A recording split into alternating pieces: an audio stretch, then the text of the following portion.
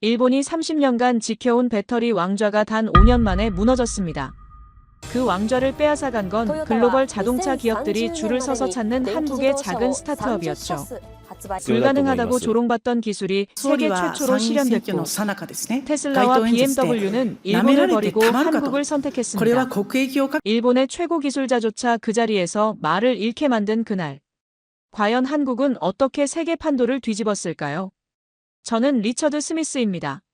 J-파워의 최고 기술 책임자로 일하고 있죠. 영국에서 태어나 MIT에서 교수로 지내다가 일본으로 온 지 벌써 8년이 흘렸습니다. 그날 아침도 평범했어요.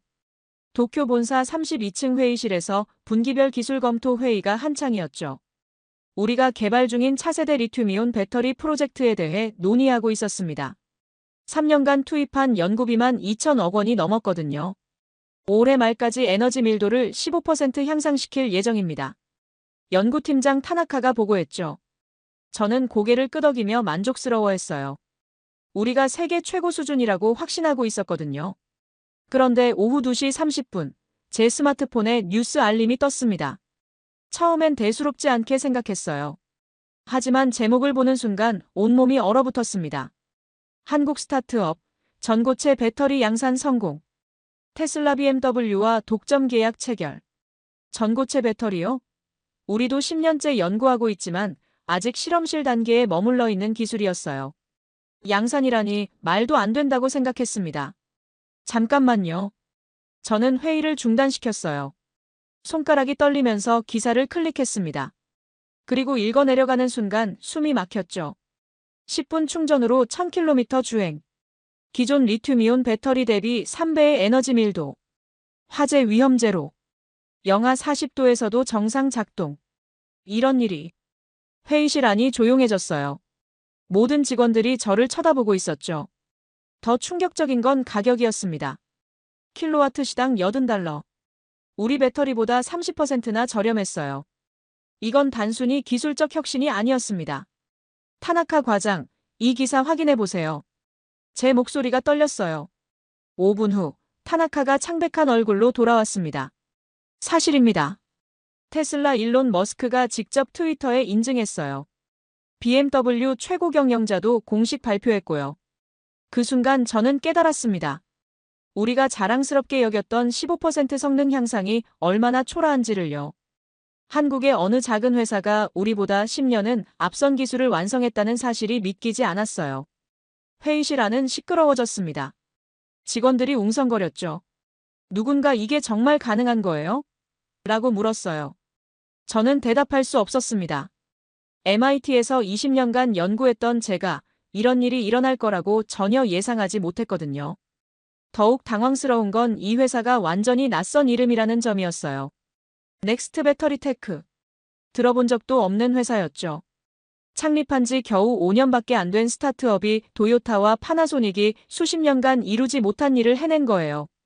그날 저녁 집으로 돌아가는 지하철에서도 계속 뉴스를 확인했습니다. 각국 언론이 이 소식을 톱뉴스로 다루고 있었어요. 월스트리트 저널, 파이낸셜 타임스, 니케이 신문까지.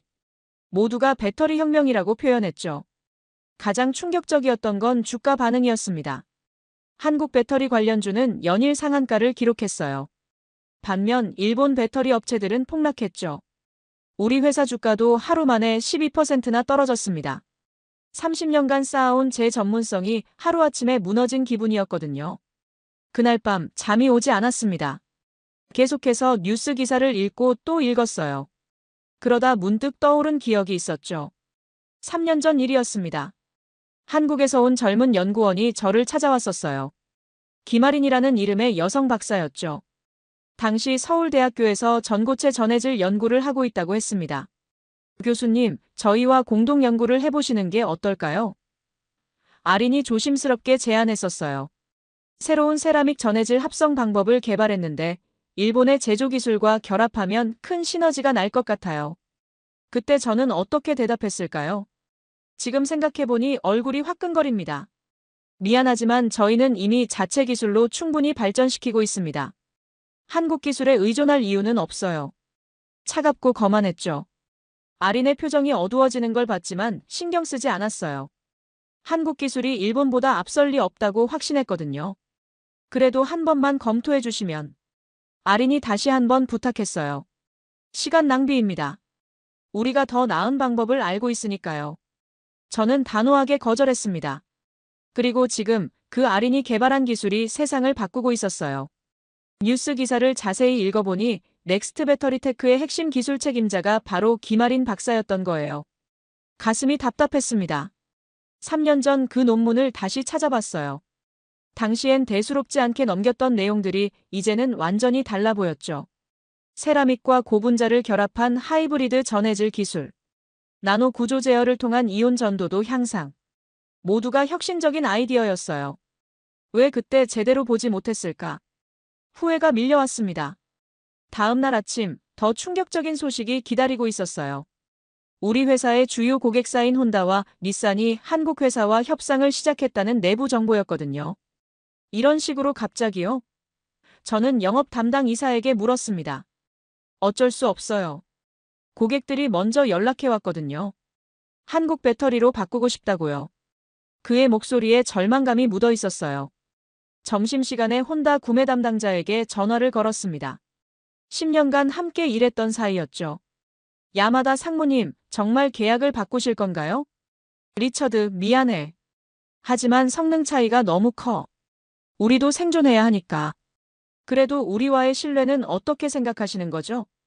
신뢰도 중요하지만 이건 차원이 달라. 10분 충전으로 1000km라니. 고객들이 원하는 게 바로 이거야. 전화를 끊고 나서 한참을 멍하니 앉아 있었어요. 20년간 쌓아온 관계가 하루아침에 무너지는 기분이었습니다. 더 괴로운 건 직원들의 시선이었어요. 모두가 제게 해답을 구했지만 저에게는 답이 없었거든요. 기술력에서 완전히 뒤처진 상황에서 무엇을 할 수 있겠어요. 그날 저녁 회의에서 타나카가 보고했습니다. 중국 CATL도 긴급히 전고체 배터리 개발에 뛰어들었어요. 전 세계가 움직이고 있습니다. 우리는 어떻게 해야 할까요? 젊은 연구원이 물었어요. 저는 대답하지 못했습니다. 자존심을 버리고 한국에 가서 도움을 요청해야 하나. 하지만 3년 전 그렇게 거만하게 거절했던 제가 어떤 얼굴로 찾아갈 수 있겠어요. 그날 밤도 잠들지 못했습니다. 창밖을 바라보며 생각했어요. 작은 한국 스타트업이 일본의 거대 기업들을 무너뜨리고 있다는 현실이 믿기지 않았거든요. 하지만 이것이 현실이었습니다. 우리가 무시했던 그들이 이제 세상을 바꾸고 있었어요. 일주일이 지났습니다. 상황은 더욱 악화됐어요. 우리 회사 주가는 연일 하락했고 직원들의 사기는 바닥까지 떨어졌죠. 더 이상 버틸 수 없다는 판단이 섰습니다. 한국에 가보겠습니다. 저는 사장에게 말했어요. 리처드, 정말 그래야겠나? 사장의 얼굴에도 걱정이 가득했습니다. 다른 방법이 없어요.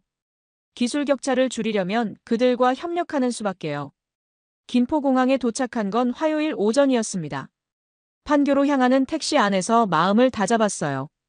자존심을 버리자. 살아남는 게 먼저다.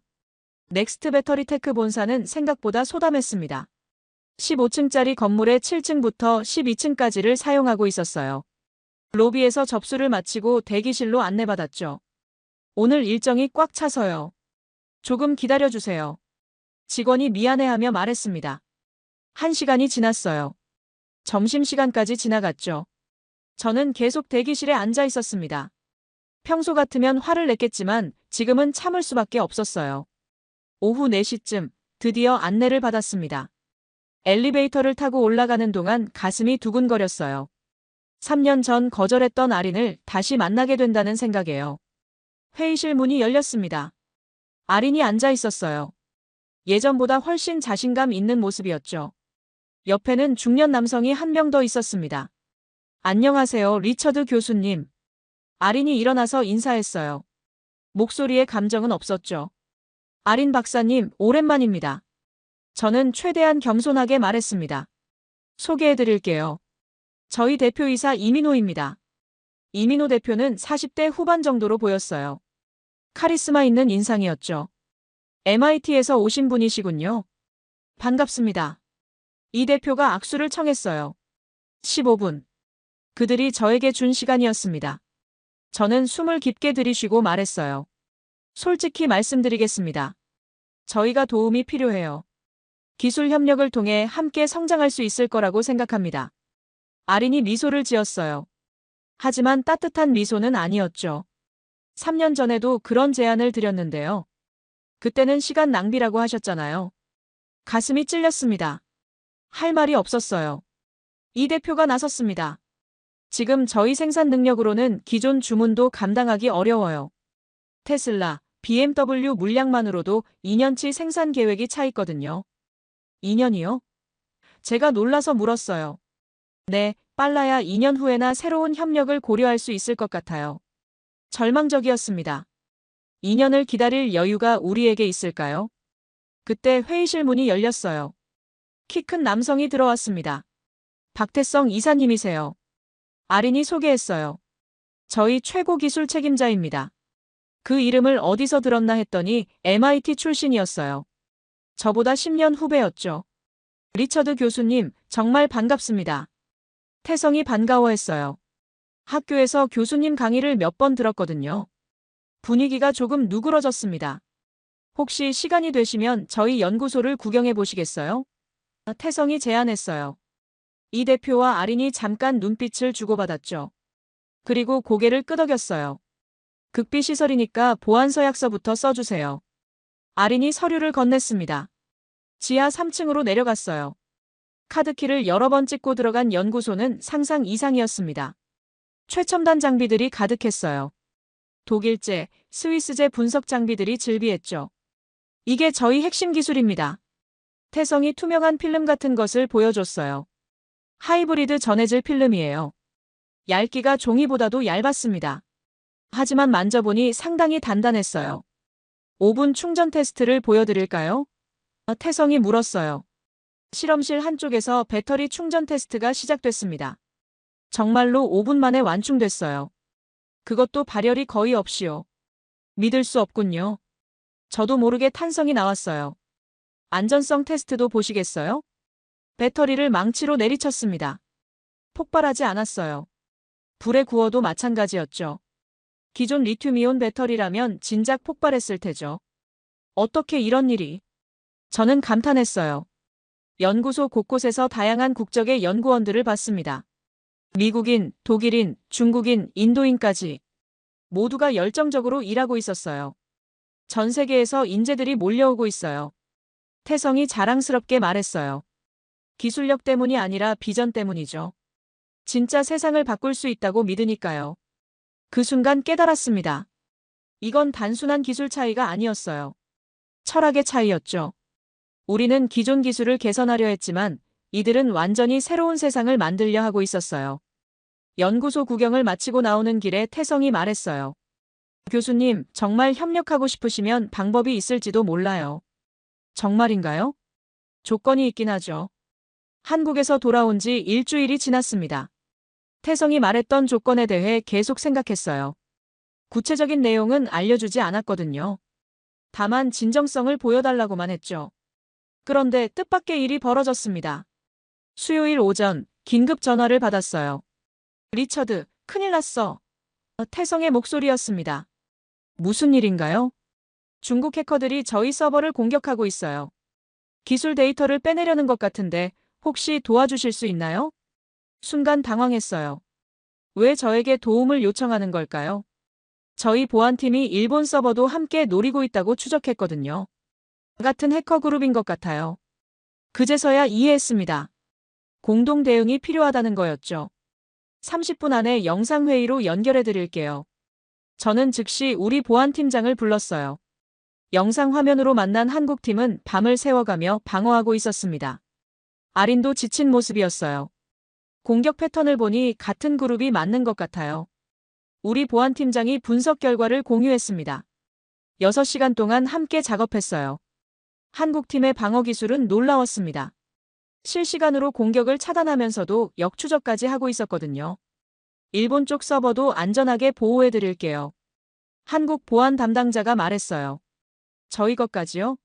경쟁사인데도요? 제가 놀라서 물었습니다. 경쟁은 정정당당해야죠. 해킹은 비겁한 방법이니까요. 그 말에 가슴이 뭉클했어요. 경쟁 관계임에도 불구하고 우리를 도와주다니요. 저녁 무렵 공격이 완전히 차단됐습니다. 한국팀 덕분에 우리 기술 데이터도 무사했어요. 정말 고맙습니다. 저는 진심으로 감사 인사를 드렸어요. 천만에요. 기술 경쟁은 실력으로 해야죠. 그런데 이틀 후 더 놀라운 일이 벌어졌습니다. 중국 CATL에서 연락이 왔어요. 리처드, 특별한 제안이 있어. CATL 기술 담당 부사장 왕민이 전화했습니다. 어떤 제안인가요? 한국 회사 기술 정보를 공유해줘. 우리가 분석한 자료와 맞바꾸자. 순간 당황했습니다. 불법적인 제안이었거든요. 그건 할 수 없어요. 왜? 경쟁사잖아. 너희도 살아남아야 하고. 그래도 정당하지 않은 방법은 쓸 수 없어요. 왕민이 조금 더 설득해봤지만 저는 단호하게 거절했습니다. 전화를 끊고 나서 한참을 생각했어요. 정말 옳은 선택이었을까요? 그날 저녁 태성에게 전화를 걸었습니다. 중국에서 이상한 제안을 받았어요. 저는 솔직하게 털어놓았어요. 어떤 제안이요? CATL의 제안을 자세히 설명했죠. 태성은 한동안 말이 없었어요. 교수님이 거절하셨다고요? 당연히 거절했죠. 그런 식으로 경쟁할 수는 없어요. 감사합니다. 태성의 목소리에 진심이 담겨 있었어요. 다음 날 이민호 대표에게서 직접 전화가 왔습니다. 리처드 교수님, 어제 일 들었어요. 고마워요. 기술 경쟁은 정직해야 한다는 교수님 철학에 감동했어요. 그 말에 부끄러웠습니다. 철학이라기보다는 당연한 일이었거든요. 사실 저희도 비슷한 제안을 여러 번 받았어요. 중국뿐만 아니라 다른 나라에서도요. 이 대표가 계속 말했어요. 어떻게 하셨어요? 모두 거절했죠. 우리 기술은 정정당당하게 개발한 거니까요. 그 순간 깨달았습니다. 이들이 추구하는 가치가 무엇인지를요. 단순히 돈을 벌기 위한 기술이 아니라 올바른 방법으로 세상을 바꾸려는 기술이었어요. 혹시 시간 되실 때 다시 한국에 오실 수 있나요? 이 대표가 물었어요. 물론이죠. 이번엔 구체적인 협력 방안을 논의해봤으면 해요. 전화를 끊고 나서 가슴이 두근거렸습니다. 드디어 기회가 온 것 같았어요. 하지만 더 중요한 건 신뢰였죠. 작은 일이었지만 그들이 제게 신뢰를 보내기 시작했다는 걸 느꼈어요. 그날 밤 오랜만에 편안하게 잠들 수 있었습니다. 정직한 경쟁이라는 공통된 가치를 발견했다는 안도감 때문이었어요. 두 번째 한국 방문은 완전히 달랐습니다. 이번엔 김포공항에서 넥스트 배터리 테크 직원이 직접 마중 나왔어요. 예우가 달라졌죠. 리처드 교수님 환영합니다. 젊은 직원이 정중하게 인사했어요. 판교 본사 12층 대회의실에 도착했습니다. 이민호 대표와 아린, 태성이 기다리고 있었어요. 분위기가 이전과 확연히 달랐죠. 먼저 솔직하게 말씀드릴게요. 이 대표가 입을 열었어요. 일본과의 협력을 고민했던 이유는 단순해요. 생산 규모를 빠르게 늘려야 하거든요. 테이블 위로 자료가 펼쳐졌습니다. 주문량 예측 그래프였어요. 내년까지 월 생산량을 10배로 늘려야 해요. 저희 힘만으로는 불가능한 규모죠. 10배요? 제가 놀라서 되물었어요. 네, 폭스바겐에서도 대규모 주문이 들어올 예정이거든요. 아린이 다음 자료를 보여줬어요. 일본 배터리 업계 분석 자료였죠. 일본의 제조 기술과 품질 관리 시스템은 여전히 세계 최고 수준이에요. 저희 기술과 결합하면 완벽한 시너지가 날 거예요. 태성이 구체적인 협력 방안을 설명했습니다. 기술은 저희가 제공하고 생산은 일본에서 담당하는 거죠. 물론 기술 로열티는 드리고요. 로열티 비율은 어느 정도로 생각하세요? 제가 물었어요. 매출의 15% 정도로 생각하고 있어요. 상당히 후한 조건이었습니다. 보통 5% 정도가 일반적이거든요. 하지만 조건이 있어요.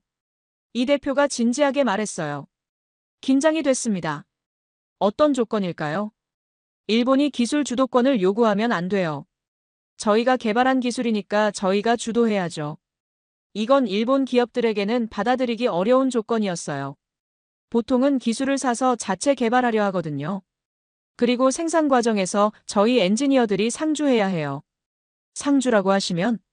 최소 20명은 일본 공장에서 함께 일해야 해요. 기술 전수와 품질 관리를 위해서죠. 저는 고민에 빠졌어요. 이런 조건을 일본 경영진이 받아들일까요? 시간을 좀 주세요. 본사와 상의해봐야겠어요. 물론이죠. 하지만 너무 오래 걸리면 다른 파트너를 찾아야 할지도 몰라요. 도쿄로 돌아가서 경영진 회의를 소집했습니다. 예상대로 반발이 심했어요. 한국 회사가 우리 공장에 상주한다고. 전무가 인상을 찌푸렸어요. 기술 주도권도 못 갖는다고. 그럼 우리는 그냥 하청업체냐? 하지만 다른 선택지가 있나요? 제가 반박했어요. 이대로 가면 2년 안에 회사가 망해요. 격론이 벌어졌습니다. 3시간 동안 회의가 계속됐죠. 결국 사장이 결정을 내렸어요. 해보자. 자존심보다 생존이 먼저다. 일주일 후 정식 계약을 체결했습니다. 제이파워 역사상 처음으로 외국 스타트업에 기술 주도권을 넘겨준 계약이었어요. 한국 엔지니어들이 일본에 온 건 그 다음 주였습니다. 20명의 젊은 엔지니어들이었어요. 처음엔 일본 직원들이 경계했죠. 저희가 와서 같이 일하게 됐어요. 한국팀 리더 박상현이 인사했어요. 일본 공장장 사토가 불편한 표정을 지었습니다. 우리 방식이 있는데 굳이 바꿔야 하나? 기존 방식을 존중해요.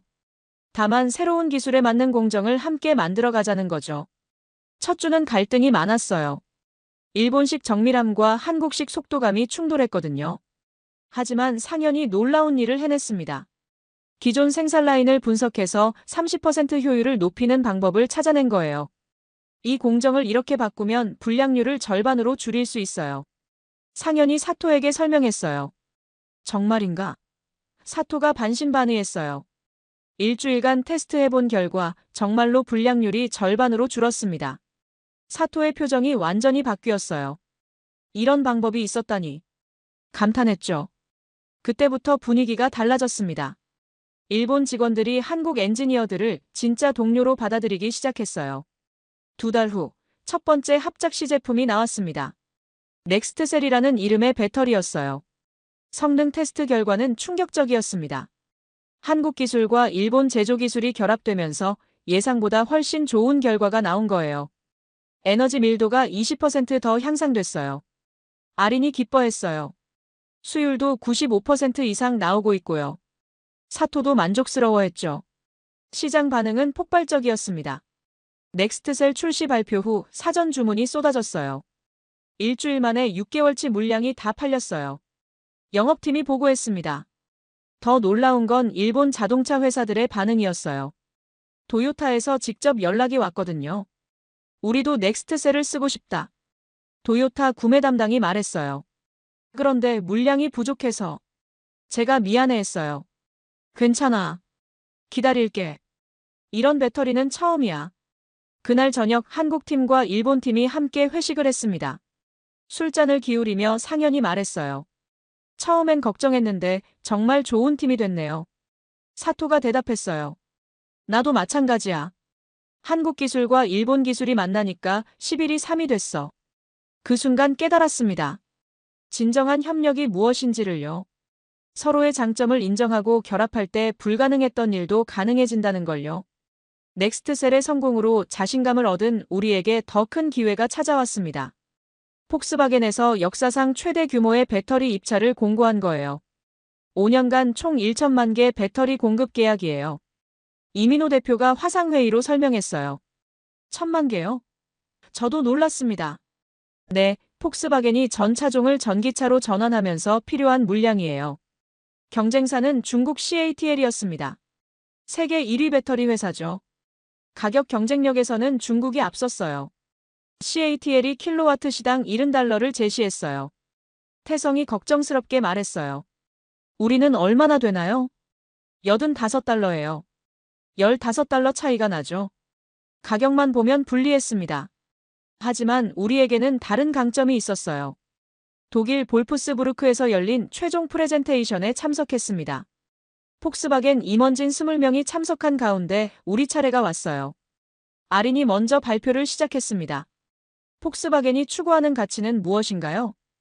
질문으로 시작했어요. 혁신과 안전, 그리고 지속 가능성이죠. 폭스바겐 CTO가 답했어요. 바로 그 가치를 실현할 수 있는 배터리를 준비했습니다. 화면에 안전성 테스트 영상이 나왔어요. 넥스트셀을 드릴로 뚫고 망치로 두드리고 불에 구워도 폭발하지 않는 모습이었죠. 독일 임원들의 표정이 진지해졌습니다. 가격은 조금 높지만 리콜 비용을 생각해보세요. 제가 이어서 설명했어요. 배터리 화재로 인한 리콜은 한 번에 수십억 달러가 들어요. 그리고 이건 더 중요한 부분입니다. 태성이 다음 자료를 보여줬어요. 탄소 배출량 비교 그래프였어요. 우리 배터리는 생산 과정에서 탄소 배출량이 30% 적었거든요. 어떻게 가능한 거죠? 폭스바겐 환경 담당 이사가 물었어요. 일본의 클린 에너지를 사용하고 한국의 효율적인 공정을 결합했기 때문이에요. 아린이 자랑스럽게 답했어요. 유럽연합의 탄소세 정책을 고려하면 실질적으로는 저희가 더 경제적이에요. 제가 덧붙였어요. 프레젠테이션 후 질의응답 시간이었습니다. 중국 CATL과 비교해서 가장 큰 차이점은 뭔가요? 까다로운 질문이 나왔어요. 철학의 차이예요. 이민호 대표가 답했어요. 저희는 단순히 싼 배터리를 만드는 게 아니라 지구 환경을 생각하는 배터리를 만들어요. 구체적으로 어떤 의미인가요? 저희 공장에서 일하는 모든 직원의 안전과 복지를 보장해요. 환경 파괴 없는 지속 가능한 생산만 해요. 독일 임원들이 고개를 끄덕였어요. 독일 기업 문화와 통하는 부분이 있었거든요. 다음은 CATL 차례였습니다. 왕민이 나와서 발표했어요. 저희는 세계 1위 배터리 회사입니다. 가격 경쟁력과 대량 생산 능력이 검증되어 있어요. 확실히 규모 면에서는 압도적이었어요. 연간 생산량이 우리의 10배였거든요. 하지만 안전성 부분에서는 아쉬웠습니다. 작년에 중국에서 CATL 배터리 화재 사고가 몇 번 있었거든요. 화재 사고는 사용자 부주의 때문이었어요. 왕민이 해명했어요. 그래도 불안하네요. 폭스바겐 안전 담당자가 중얼거렸어요. 심사 결과 발표는 일주일 후였습니다. 긴장되는 시간이었어요. 드디어 결과 발표 날이 왔습니다. 폭스바겐 구매 담당 임원이 전화를 걸어왔어요. 축하합니다. 한일 합작팀이 선정됐습니다. 그 순간 사무실이 들썩였어요. 모든 직원들이 환호했죠. 결정적 요인이 뭐였나요? 제가 물었어요.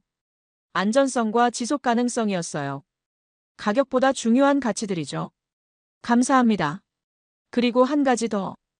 임원들이 한일 협력 모델에 감동했다고 하네요. 서로 다른 문화가 융합해서 만든 혁신이라고요. 전화를 끊고 나서 모든 팀원들과 포옹했습니다. 불가능할 것 같았던 중국 추월을 해낸 거예요. 그날 저녁 축하 파티에서 이민호 대표가 말했어요. 이제 정말 글로벌 1위를 노릴 수 있겠네요. 혁신과 장인 정신이 결합하면 세계 어느 나라도 못 당한다는 걸 증명했어요. 아린이 기뻐했어요. 저도 감회가 깊었습니다. 1년 전만 해도 절망에 빠져 있었는데 이제는 세계 최고 수준의 기술을 보유하게 됐어요. 진정한 승리는 혼자 이루는 게 아니라 함께 이루는 거네요. 제가 소감을 말했어요. 그날 밤 도쿄 하늘을 바라보며 생각했습니다. 작은 한국 스타트업에서 시작된 혁신이 이제 세계를 바꾸고 있다는 걸요. 그리고 그 변화의 한복판에 우리가 서 있다는 걸요. 폭스바겐 계약 이후 우리는 명실상부한 글로벌 배터리 업계의 강자가 됐습니다. 하지만 성공의 기쁨도 잠시 예상치 못한 소식이 들려왔어요. 파나소닉이 배터리 사업 철수를 검토한다고 합니다. 태성이 심각한 표정으로 보고했어요. 정말인가요? 저는 믿을 수 없었어요. 파나소닉은 일본 배터리 업계의 대표 기업이었거든요. 테슬라와 오랫동안 파트너십을 맺고 있던 회사였죠. 테슬라가 저희와 계약하면서 파나소닉 물량이 급격히 줄었어요. 적자가 심해져서 사업 정리를 고민하고 있다고 해요. 가슴이 먹먹했습니다. 경쟁에서 이기는 건 좋지만 동료 기업이 무너지는 건 달랐어요. 더 충격적인 소식이 이어졌습니다. 도시바와 미쓰비시도 배터리 사업부 매각을 추진한다고 하네요.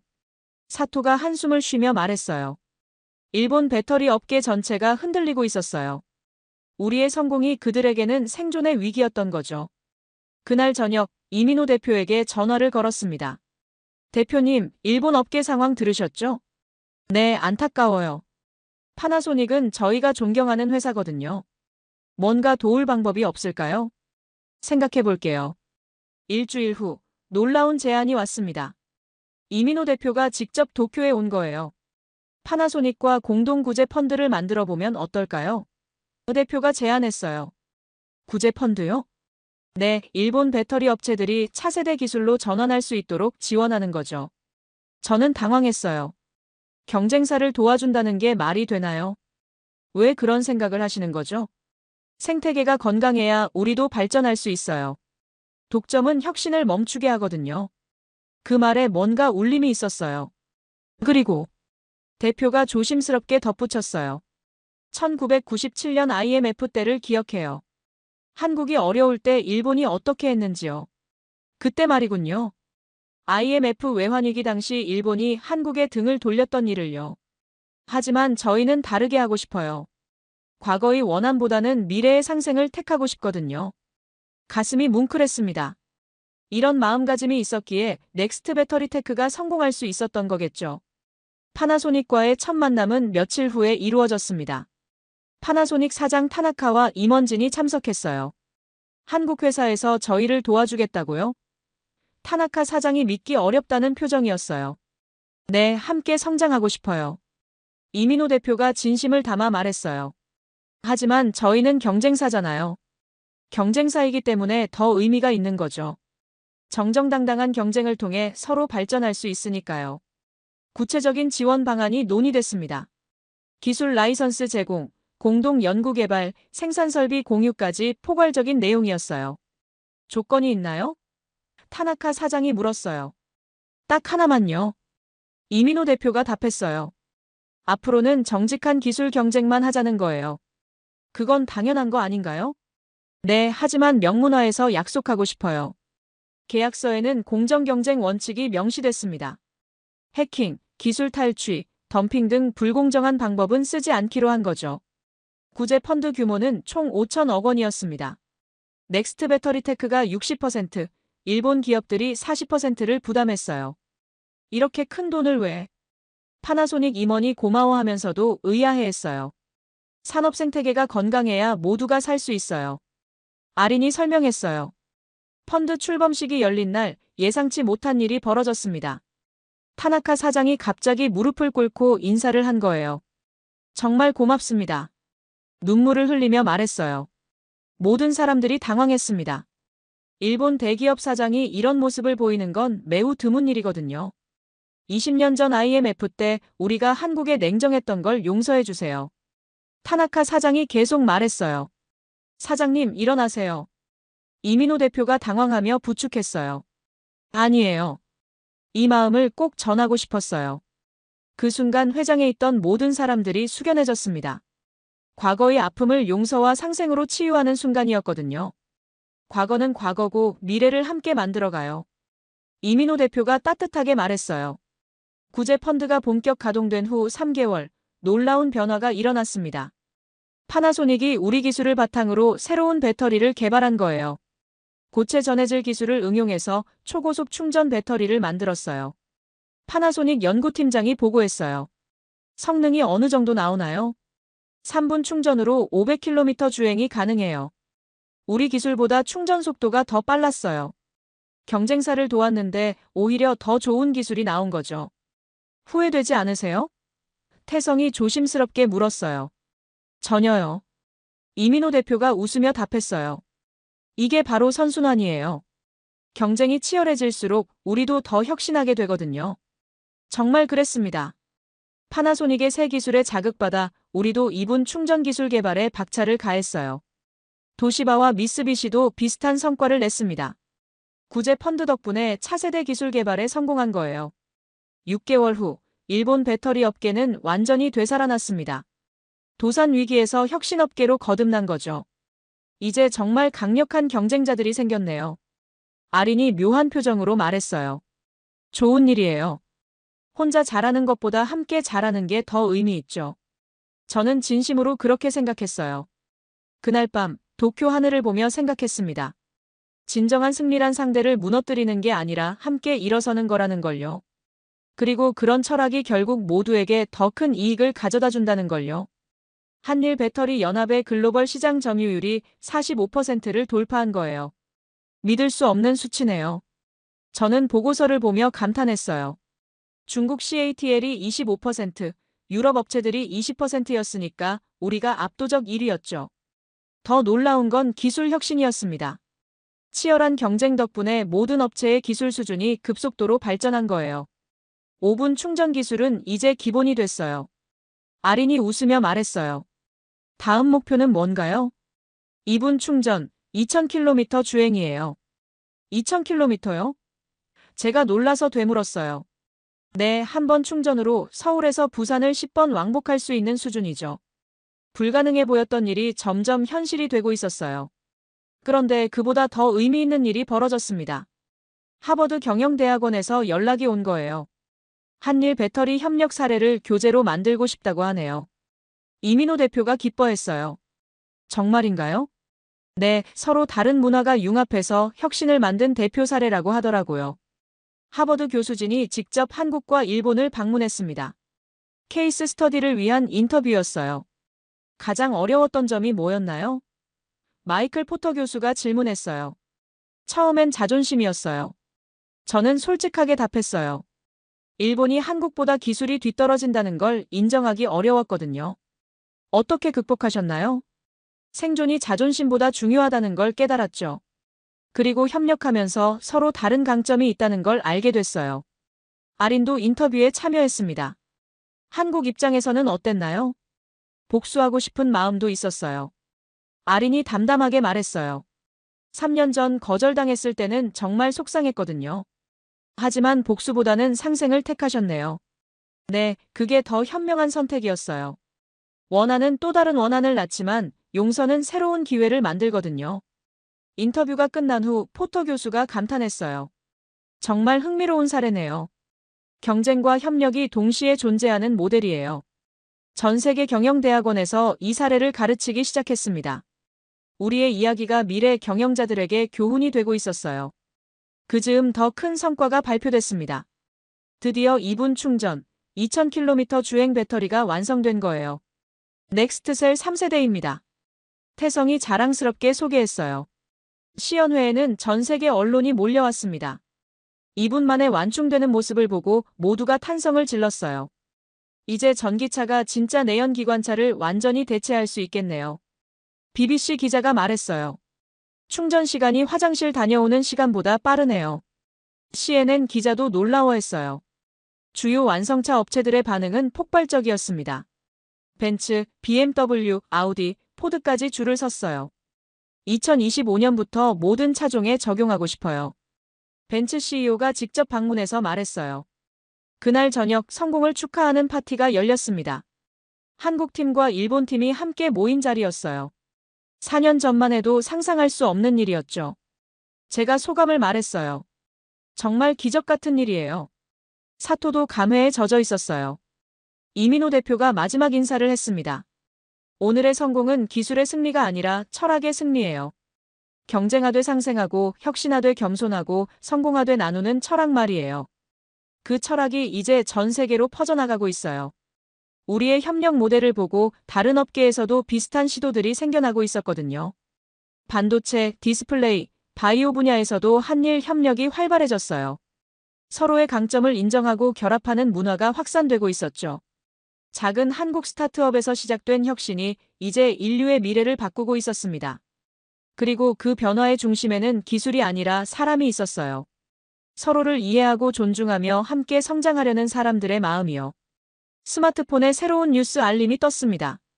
한일 배터리 동맹, 아프리카 전력 보급 프로젝트 시작이라는 제목이었어요. 이제는 우리의 기술로 전 세계 사람들이 더 나은 삶을 살 수 있게 돕고 있었습니다. 이보다 더 큰 성공이 어디 있을까요? 가슴이 벅차올랐습니다. 그리고 확신했어요. 이 이야기는 끝이 아니라 새로운 시작이라는 걸요.